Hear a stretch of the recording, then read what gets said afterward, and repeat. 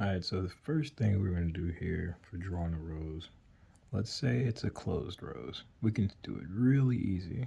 Start from a point, go in a circle, and you just close it off there.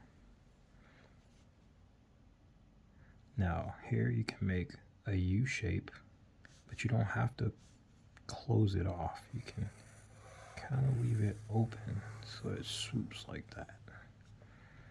And then to make it make sense, you just gotta wrap this around like this. You always give this little line indicating that that's a petal.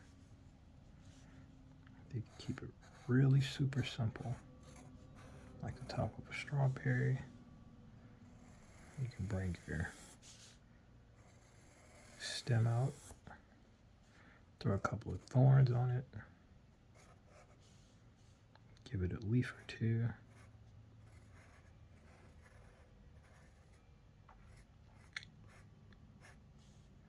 Throw a couple more thorns. Boom.